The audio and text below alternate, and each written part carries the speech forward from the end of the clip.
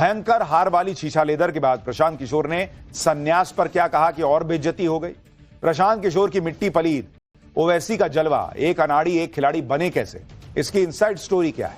मुसलमान ओवैसी भाईजान के साथ तो अब राहुल ममता अखिलेश का कितना गेम बिगड़ने वाला है, अब इसका चैप्टर देखिए। आज दो नामों की बड़ी चर्चा हो रही है, एक है प्रशांत किशोर, दूसरे हैं असदुद्दीन ओवैसी।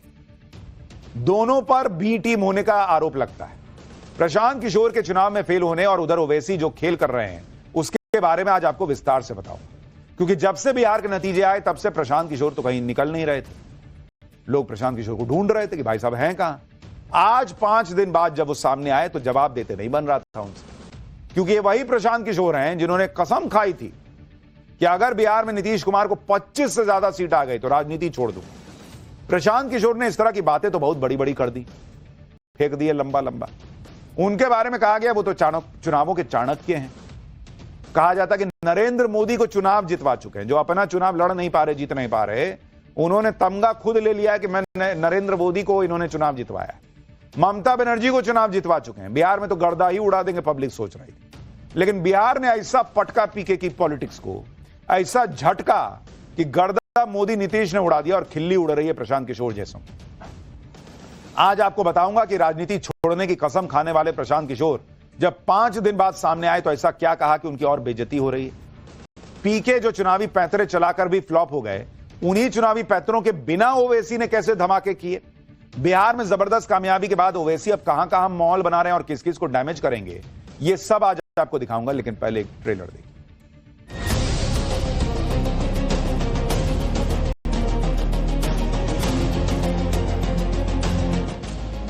हम लोगों से जरूर कुछ गलती हुई होगी। तुम्हारे जैसे लोगों को तो उंगलियों में खेल लूंगा इंशाअल्लाह ताला।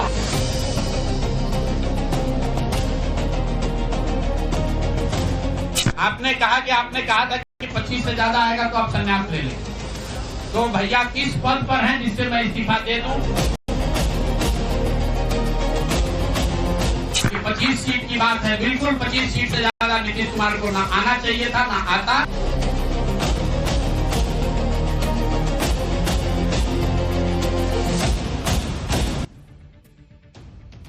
बिहार चुनाव के बाद कोई नरेंद्र मोदी की बात कर रहा है, कोई नीतीश कुमार की बात कर रहा है, कोई तेजस्वी यादव की बात कर रहा है, कोई राहुल गांधी की बात कर रहा है, लेकिन इसके बीच लोग प्रशांत किशोर को भूले नहीं हैं। लोग प्रशांत किशोर को खोज रहे थे, क्योंकि ये प्रशांत किशोर ही थे जिन्होंने बिहार चुनाव पर बड़े बड़े दावे ठोक दिए थे। कहा था कि नीतीश कुमार को 25 सीट भी नहीं आएगी, अगर नीतीश कुमार को 25 सीट से ज्यादा आ गई तो मैं राजनीति से संन्यास ले लूंगा।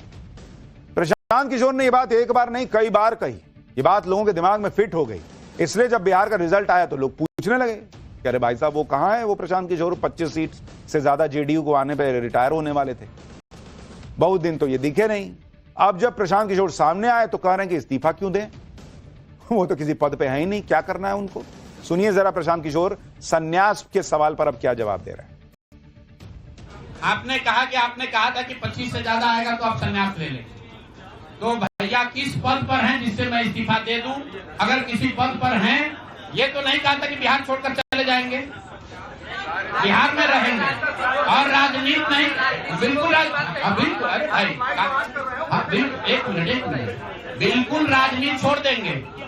राजनीति छोड़े हुए हैं, हम तो राजनीति करते ही नहीं हैं, लेकिन ये नहीं कहा है ना कि बिहार के लोगों की बात कहना छोड़ देंगे। कह रहे हैं कि राजनीति करते ही नहीं है, तो पार्टी किस लिए बनाए थे? कौन बात का पार्टी बनाए थे? पॉलिटिकल पार्टी नहीं है। वोट किस बात का मांग रहे थे जब पॉलिटिक्स नहीं करते? आप देखिए कि 14 नवंबर को रिजल्ट आया और उसके बाद से पीके गायब हो गए। अब कह रहे हैं कि मैं कौन से पद पे था जो इस्तीफा दे दूं। अरे उसी पद से इस्तीफा दीजिए जिसका दावा ठोके थे कि 25 से ज्यादा सीट नीतीश कुमार को आई तो मैं राजनीति छोड़ दूंगा। तब बोलते वक्त नहीं समझ में आ रहा था कि मैं किस पद को छोड़ूंगा जब मेरे पास कुछ आइए नहीं है। अपनी बात पर कायम है। वो कह रहे हैं, प्रशांत किशोर ने संन्यास लेने वाली बात पर कहा कि अपनी बात पर कायम हूं मैं। नीतीश कुमार ने 10-10 हजार रुपए देकर वोट खरीदा है।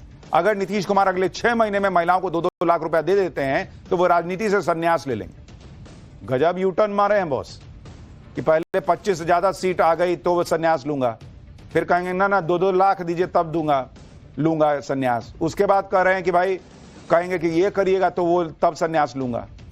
प्रशांत किशोर जब 25 सीटों की भविष्यवाणी कर रहे थे तब तक तो बिहार में 10,000 रुपए वाली स्कीम लागू हो चुकी थी। तब इनको नहीं समझ में आ रहा था कि 10-10 हजार रुपए में वोट बिक रहा है। और अब चुनाव हार गए तो बिहार के वोटर को बिका हुआ बता रहे हैं कि 10,000 रुपया में बिहार का वोटर बिक गया इसलिए हमको वोट नहीं दिया। ये तो बिहार का वोटर को पूछना चाहिए इनसे। अपनी बात पर प्रशांत किशोर फंस रहे हैं तो कह रहे हैं कि बिहार में पैसा बांटकर वोट खरीदा गया। बिहार के वोटर का अपमान कर रहे हैं भाई। सुनिए क्या बोल रहे हैं। कई लोगों का सवाल है नीतीश कुमार को 25 सीट आने की बात है, तो मैं आपके सामने घोषणा कर रहा हूं कि जो 25 सीट हमने बात कही थी उस पर बिल्कुल कायम है।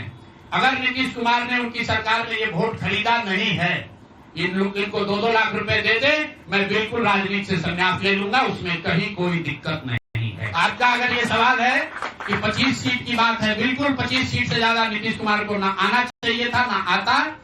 एक ही फैक्टर है, ये पैसा बांट कर जो वोट आपने खरीदा है, खरीदने का आप पर इल्जाम है।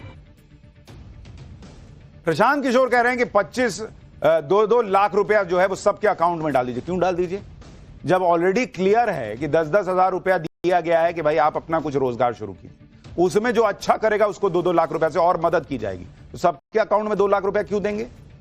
सीधा बोलिए ना भाई हमको नहीं रिटायर होने का मन है, तो हम झूठे कोई भी ऐसा क्लॉज लगा देंगे कि आप करिए नहीं पाइएगा। और अब कह रहे हैं कि मैं संन्यास ले लूंगा। अभी कह रहे थे कि मैं तो पॉलिटिक्स करता ही नहीं हूं, संन्यास किस चीज से लूं? तो पहले मन बनाइए कि पॉलिटिक्स कर रहे हैं कि नहीं कर रहे हैं। संन्यास लेंगे तो काहे से लेंगे? क्योंकि फिर मान लीजिए वो हो जाएगा तो कहेंगे कि मेरे पास तो कोई पद ही नहीं है, मैं इस्तीफा किस चीज से दूं? हवाई बातें प्रशांत किशोर कर रहे हैं। सोच रहे थे कि मैं बोल दिया हो जाएगा। जैसे बंगाल में एक बार इन्होंने कहा था कि बीजेपी 100 नहीं क्रॉस करेगी, 77 आई तो लोगों को लगा कि अरे बाप रे, जो बोले वही हो गया। उल्टा इनका दाव उल्टा पड़ गया। कैसे उल्टा पड़ा आगे बताऊंगा। प्रशांत किशोर अब 10,000 रुपए की स्कीम का बहाना बना रहे हैं, लेकिन माहौल तो इन्हें पहले ही पता था। शायद इसलिए वो खुद चुनाव ही नहीं लड़े। कहा था कि खुद चुनाव लड़ेंगे तो पार्टी के दूसरे कैंडिडेट्स के लिए प्रचार कौन करेगा? जब ऐसा प्रचार किए कि एक को सीट नहीं आई तो इससे अच्छा खुदे लड़ लेते। पार्टी का क्या हाल हुआ आप इनके देखिए। जन सुराज पार्टी का हाल क्या है। पीके की पार्टी, इनका हाल क्या हुआ जन सुराज का इस चुनाव में? चुनाव लड़े 238 सीट पे, 238 सीट पे, ठीक है। इनकी जमानत जब्त हो गई, 236 सीट पे पहुंच, 236 पे जमानत जब्त हो गया। कहे कि मैं चुनाव इसलिए नहीं लड़ रहा हूं कि बाकी जगह प्रचार कौन करेगा। अरे नहीं करते अच्छा है, आप तो जन सुराज के राहुल गांधी साबित हो गए। नोटा से कम वोट कितनी सीट पे मिले इनकी पार्टी को? 61 सीट पर। नोटा से भी कम वोट मिला है। और 3rd और 4th पोजीशन पर कितनी सीट पर रहे? 122 सीट पर ये तीसरे या चौथे नंबर पर है। प्रशांत किशोर पहले तो बातें ऐसी कर रहे थे जैसे चुनाव में को उनसे अच्छा कोई समझता नहीं, बिहार को उनसे अच्छा कोई समझ नहीं सकता। लेकिन ब्लंडर तो खुद कर दिए जब उन्होंने ये चैलेंज दिया कि भाई नीतीश कुमार को 25 से ज्यादा सीट नहीं आएगी वरना मैं संन्यास ले लूंगा। तो उन्होंने नीतीश कुमार का काडर, उनका वोटर दोनों मोबिलाइज कर दिया। काडर वोटर बाहर आ गया कि अरे मेरे नेता को लग रहा है सीट नहीं आ रही है, और भर भर के निकला वोट देने के लिए। तो उन्होंने और अपना नुकसान कर लिया। यही इनकी राजनीतिक समझ है। अब नतीजों के बाद प्रशांत किशोर मानने की गलती हो गई। सुनिए प्रशांत किशोर को। हम लोग बिहार आज से 3.5 साल पहले व्यवस्था परिवर्तन के संकल्प से आए थे। एक ईमानदार प्रयास किया है और उसमें बिल्कुल सफलता नहीं मिली, ये मानने में कोई गुरेज नहीं है। व्यवस्था परिवर्तन की बात तो छोड़िए, सत्ता परिवर्तन भी हम लोग नहीं करा सके। तो हम लोगों से जरूर कुछ गलती हुई होगी। हम लोग के प्रयास में, हम लोग के सोच में, हम लोग के बताने के तरीके में जरूर कुछ गलती रही होगी कि जनता ने हम लोगों को नहीं चुना है। प्रशांत किशोर ने अपनी सियासी मार्केटिंग शानदार इलेक्शन मैनेजर के तौर पर की। पीके ने कई पार्टियों के लिए इलेक्शन स्ट्रेटजी बनाई और उसमें सफलता भी मिली। लेकिन पीके ये भूल गए कि जिन नेताओं को अपनी रणनीति की मदद से जितवाया उन्होंने दावा किया, वो सारे नेता पहले से स्थापित थे। पीके होते ना होते वो नेता चुनाव जरूर जीतते। मतलब अगर आप कायदे से देखिए तो प्रशांत किशोर का सबसे बड़ा टैलेंट ये है कि वो जीत रहे आदमी को यकीन दिला देते हैं कि मेरे गाड़ी पर नहीं बैठे तो हार जाओगे, मेरे से मदद नहीं लिए तो हार जाओगे। ये उनका टैलेंट है सबसे बड़ा। आप देखिए, प्रशांत किशोर ने 2012 में गुजरात में बीजेपी के लिए रणनीति बनाई। गुजरात में नरेंद्र मोदी पहले से मुख्यमंत्री थे, गुजरात मॉडल का डंका देश में बज रहा था, लेकिन ऐसा माहौल बना दिया जैसे मोदी को उन्होंने जिताया। फिर 2014 के लोकसभा चुनाव में बीजेपी के लिए रणनीति बनाई। उस समय नरेंद्र मोदी की लोकप्रियता शिखर पे थी, यूपीए को लेकर भयंकर नाराजगी थी, लोग नरेंद्र मोदी को विकल्प देख रहे थे। ऐसा लगता है जैसे इन्होंने ना किया होता तो नरेंद्र मोदी ना जीतते। भाई उसके बाद तो आप नहीं किए, तो मोदी 2014 के बाद भी पीएम बन न गए 19 में 24 में, लेकिन अब माहौल ऐसा है कि जैसे इन्होंने नरेंद्र मोदी को जिता दिया। फिर 2015 में बिहार में महागठबंधन के लिए रणनीति बनाई। नीतीश कुमार भी पहले से मुख्यमंत्री थे। जब उसके 10 साल बाद एंटी इनकम्बेंसी नहीं है तो 2015 में क्या ही रही होगी।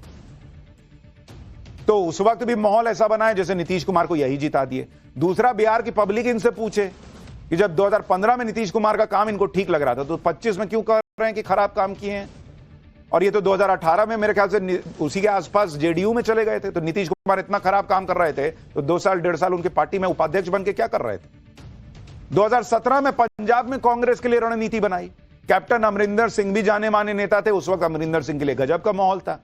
2020 में दिल्ली में केजरीवाल के लिए रणनीति बनाई। केजरीवाल भी पहले से मुख्यमंत्री थे, उस वक्त बीजेपी और कमजोर थी, कोई केजरीवाल से टक्कर लेने वाला नहीं था। तब तक शीश महल का कांड भी नहीं हुआ था। 2021 में तमिलनाडु में स्टालिन के लिए रणनीति बनाई। स्टालिन पूर्व सीएम करुणानिधि के बेटे हैं, स्थापित नेता हैं। 2021 में ही पीके ने बंगाल में ममता बनर्जी के लिए काम किया। ममता बनर्जी को वहां कोई जो है हिला नहीं पा रहा इतने साल से, लेकिन माहौल ऐसा बनाया कि जैसे यही ममता बनर्जी को जिता दी। ये नहीं बताया कि इनके रणनीतिकार रहते हुए बीजेपी की सीट 3 से 77 हो गई। यानी जीत रहे नेता के लिए चुनाव मैनेजमेंट करके उसे जिता देना, यह प्रशांत किशोर की खासियत है। लेकिन इसमें भी पावर लगता है कि जो जीत रहा है उसको कन्विंस करना कि हार जाओगे। टैलेंट है बॉस। अगर हारे हुए नेता को पीके जिताते तो कहा जाता कि उन्होंने कुछ बड़ा करके दिखाया है। यही वजह है कि जब खुद चुनाव लड़े तो सारा इलेक्शन मैनेजमेंट धरा का धरा रह गया। और जब भाई कह रहे हैं कि हम बहुत बड़े चुनाव का मैनेजमेंट देखने वाले हैं, 2017 में राहुल गांधी और अखिलेश यादव का कैंपेन छुए थे, आधे में छोड़ के भाग गए। काहे ने राहुल गांधी को जिता के दिखा पाए। लेकिन मैनेजमेंट है बॉस। मैं बहुत अद्भुत हूं। प्रशांत किशोर तो बिहार में फेल हो गए, लेकिन उधर आप ओवैसी को देखिए। ओवैसी ने बिहार में गजब धमाका किया। आगे क्या खेल करने वाले हैं इसके बारे में बताऊंगा, लेकिन ओवैसी ने बिहार में शानदार प्रदर्शन किया। ओवैसी को बिहार में सारे नेता खारिज कर रहे थे, लेकिन ओवैसी ने बिहार की 5 सीटों पर जीत हासिल की। बिहार में धमाका करने के बाद ओवैसी ने अब असम पर फोकस कर दिया है। खबर है कि ओवैसी की पार्टी असम में चुनाव लड़ने की तैयारी कर रही है। असम की AIUDF ने ओवैसी से गठबंधन का प्रस्ताव दिया है। बदरुद्दीन अजमल की AIUDF का मुस्लिम सीटों पर प्रभाव है। यानी बिहार में धमाकेदार प्रदर्शन के बाद ओवैसी की डिमांड बढ़ गई है। असम के बदरुद्दीन अजमल जैसे नेता गठबंधन का प्रस्ताव दे रहे हैं और यह कांग्रेस के लिए मुश्किल खड़ी कर सकता है। असम में ओवैसी क्यों बड़ा फैक्टर हो सकते हैं वो भी आपको बताता हूं। असम में 2011 की जनसंख्या के मुताबिक, जनगणना के मुताबिक करीब 35% आबादी मुस्लिम है। असम की कुल 126 सीटों में से 33 सीटों पर मुस्लिम आबादी हिंदुओं से भी ज्यादा है। 2021 के AIUDF और कांग्रेस के गठबंधन ने चुनाव लड़ा। कांग्रेस AIUDF वाले गठबंधन को असम में कुल 81% मुसलमानों का वोट मिला। उसके बाद भी गठबंधन को 126 में 50 सीटें ही मिल पाई। अगर इस बार ओवैसी की पार्टी असम में चुनाव लड़ती है तो इससे कांग्रेस की मुश्किल और बढ़ जाएगी, क्योंकि 2021 में 95 सीट पर चुनाव लड़ी थी कांग्रेस और मात्र 29 जीत पाई,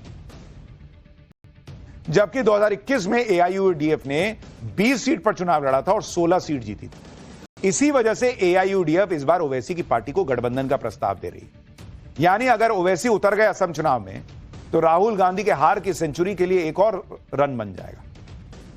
लेकिन वो तो आगे की बात है, देखिए क्या होता है। राहुल गांधी के लिए ओवैसी खतरा है, ओवैसी के लिए अखिलेश के लिए है, ममता के लिए बंगाल में है, ये तो वक्त तय करेगा।